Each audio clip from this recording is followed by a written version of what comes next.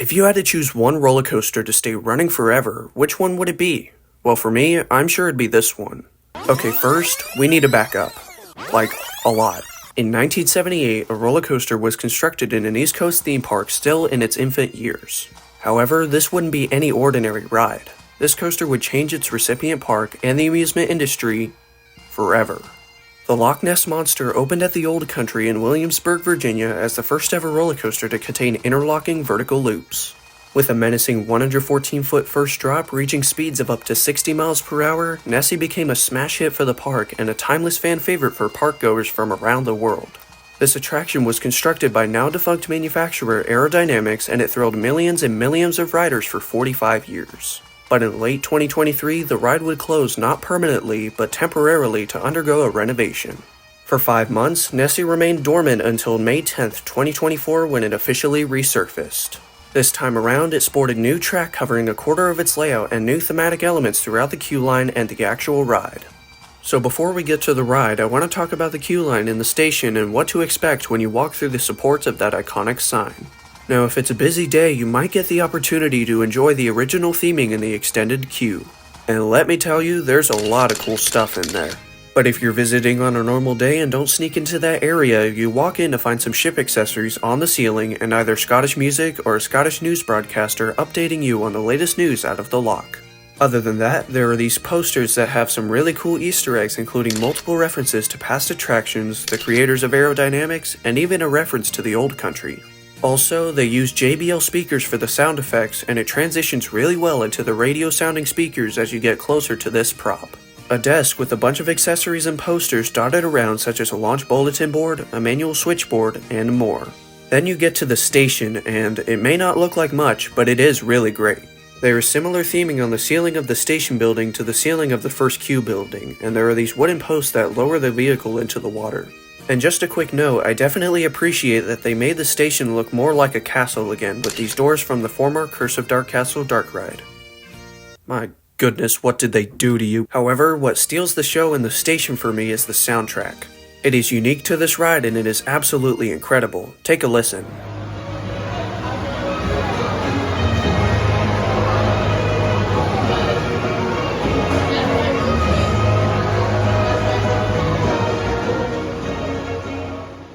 Alright, now let's get to the ride experience, and just a disclaimer, the actual elements on this ride apply to both the original version and the revamped version, of course, besides the difference in smoothness. You start off with that classic scenic pre-lift section that never fails to provide some tranquility before your ride.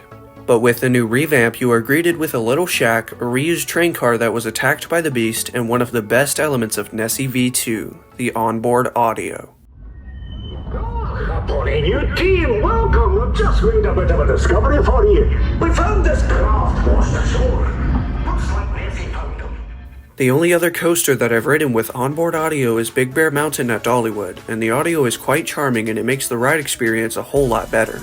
But this blows that out of the water and then some. Like, seriously, I can't stop quoting it. Once again, they cleverly, and at least I think purposefully, did not use JBL speakers to make it sound like the Scottish Gae is talking through some sort of transmitter. Although it is very loud and you can hear it even in other sections of the park. Anyway, he talks about the damaged vehicle and how the passengers on that vehicle are headed for a mysterious cave, and to keep your eyes and ears open for the beast as you ascend the lift hill. And yes, it still makes that beautiful clicking sound that every aero lift hill makes. Once the Scottish Gae stops talking, some nice music starts playing up until you crest over the lift hill. The first drop is still incredible in the back row, especially if you have 2 clicks of room on the restraint. And you'll immediately notice one of the biggest changes that this renovation brought on, which is the smoothness. American manufacturer Premier Rides retracked a quarter of the Loch Ness layout, including the first drop and the iconic interlocking loops, and they absolutely nailed it. At least in the very middle and very back rows. The front's about the same because it sucks. Anyways, going up into that first turnaround still gives you a good old jackhammering in the front row exclusively before you head into that second drop. Once again, you are flung out of your seat in the back rows as you head for that surprisingly intense first loop. Still fun, still intense, still superior to the second loop. Moving on, coming out of the first loop, heading into that upward slope can be a little bumpy in the front row, but it's not really a big deal. And now we head into Nessie's domain, the cave. Is there gonna be a still prop? Are we gonna see the beast as it roars back to us? Did they return the old theming from the 90s but with newer technology? No, it's literally just some colored lighting and a screen that's angled so disproportionately that you can't even see Nessie as you go by. Even if you did see the monster, the screen is absolute crap. Like, look at this thing. How did they not see any problem with this? And to add insult to injury, they clearly did not retract this section because it still gets annoyingly bumpier as you progress further into the cave. So if you're on the shorter side, keep that in mind. Anyway, at least the roar audio is cool. Moving on from that disappointment, you traverse through some more of that buttersmooth track and head up into that second lift hill. After a little bit more audio that I still haven't fully deciphered, you hit that second drop, which is actually an interesting case. If you're sitting in the back row, you start to get that butterfly feeling, and just as you start to get lifted out of your seat, the drop straightens out. It's cool to think that if Arrow had built this drop higher to account for a more gradual descent like on the second drop, you would probably get more airtime. But to be honest, that's not a problem, because this feels really strange and actually pretty cool. Next, you head up into that second loop, which similarly to the first loop was improved significantly with the retracking. And to finish, you come in close contact with Nessie before jolting into that janky final turn. This still prop of Nessie with the rockwork surrounding her is very cool, and I love how she roars at you as you go by. I just wish they fixed the two jerkiest parts of the ride, but that's not a big deal. And as you hit the brakes, you pass through a little shed/rain shelter with minimal theming before a little more audio plays as you head into the station, ending your Loch Ness expedition. In summary, the Loch Ness Monster still provides that janky fun ride that it always has with smoother track, awesome audio, and some great thematic elements. Keyword some. So overall, SeaWorld has gone the extra mile to not only preserve the beast and improve its ride experience, but add a storyline with theming in the queue line and some during the ride to further enhance the overall experience. Keyword some.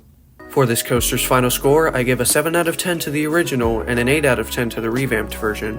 The original had that classic, albeit relatively janky, rough, but tolerable experience all throughout. But all of the past theming during the ride was stripped away before I got the chance to experience it. However, this revamp brought back theming during the ride and even more to the queue line. While the cave was a major letdown, in the grand scheme of things, this renovation was a huge improvement, and Nessie is running better than ever 46 years into her service life. And hopefully, SeaWorld puts more effort into future attractions to make them full experiences. Of course, I'm implying instead of just pulling a Six Flags and plopping an unnecessary coaster into a random plot of land. Gosh, what's with their placement issues? So that's about it. Thank you all for watching this review, and let me know down below your thoughts on the new Nessie. I haven't done a ride review in a minute, so feel free to like and share and all that stuff if you want to see more of these. Signing off for now, this has been Storm, and I'll see you coaster lovers next time.